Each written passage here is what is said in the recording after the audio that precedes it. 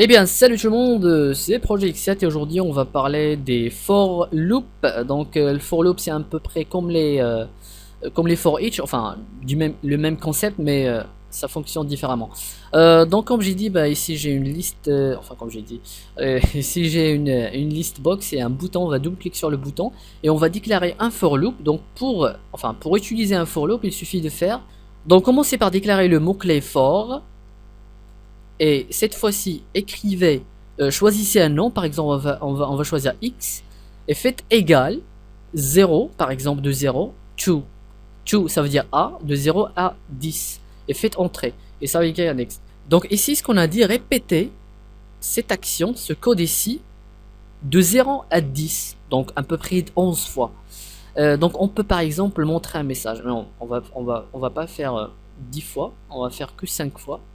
Vous pouvez faire par exemple de 1 à 5, il n'y a pas de problème, on va faire messagebox.show et on va faire par exemple salut. Donc messagebox.show, ça sert à montrer un message.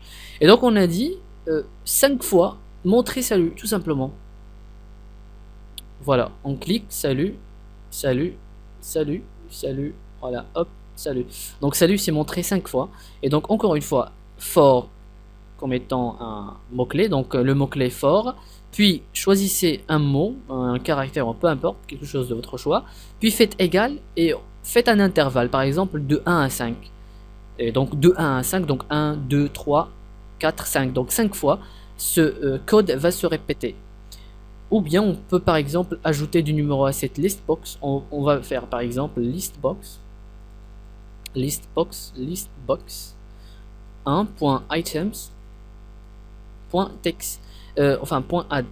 Pour ajouter ces numéros, on va faire ajouter x. Alors ici on a dit listbox 1.item.add et ajouter x. Donc x ça égale la première fois à 1, la deuxième fois à 2, la troisième fois à 3, 4, 5. Voilà. Donc ça loupe quoi. Donc on va lancer l'application, vous allez voir à quoi ressemble. Donc hop, et regardez 1, 2, 3, 4, 5. Donc x c'est variable, c'est une variable de 1 à 5 à chaque fois. La première fois comme j'ai dit ça égale 1, 2, 3, 4, 5. Donc voilà à quoi ressemble un for loop. Et donc un for loop sert à répéter des actions à un nombre déterminé. Et donc ça sert souvent à remplir, je sais pas, à remplir une collection, un tableau des numéros.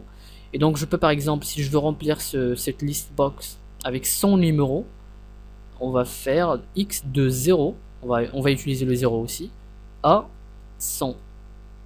Et on va remplir la list box avec ces x. X ça va égaler à 0, 1, 2, 3, 4, 5, etc. Et vous allez voir, hop, et voilà, donc 0 à 100, voilà. Je remplis cette collection avec ces numéros. Et aussi, comme j'ai dit, bah, vous pouvez faire cette for loop pour répéter des actions à un nombre déterminé. Par exemple, je veux par exemple montrer salut 3 fois. Donc je vais faire for x. Encore une fois, si vous voulez changer x, vous pouvez faire, je sais pas, numéro. Voilà. Bon, pour 5 fois, enfin, pour 3 fois, je vais faire de 0 à 2. Parce que regardez, 0, voilà, on va commenter ici, 0, 1, 2.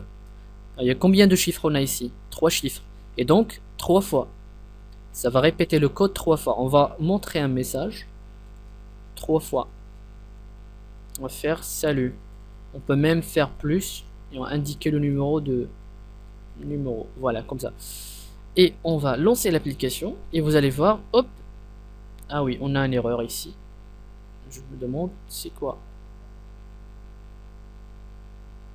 Ah oui, d'accord, j'ai fait plus. Donc faites ce signe int ou bien pour éviter ce genre d'erreur, faites numéro point toString. Voilà, donc numéro point toString et on va aller hop et on va aller tout simplement. Regardez maintenant, hop et on a salut 0, salut 1, salut 2, salut 3. Donc on a vu voilà, salut 2, salut 1. On va calculer combien de saluts on a eu. 1, voilà le premier, je clique sur OK, voilà le deuxième. Je clique sur OK, voilà le troisième. Je clique sur OK et ça s'arrête. Donc j'ai montré le message 3 fois. Donc de 0 à 2. Si par exemple vous voulez entrer, si ce 0 vous pose des problèmes, vous pouvez faire de 1 à 3. Voilà, ça c'est 3 fois. Voilà, donc j'espère que vous avez bien compris à quoi ressemble ce for loop. Et donc voilà, si vous avez des questions, vous pouvez commenter en bas. Et voilà, pour moi, je vous dis à très bientôt. Au revoir.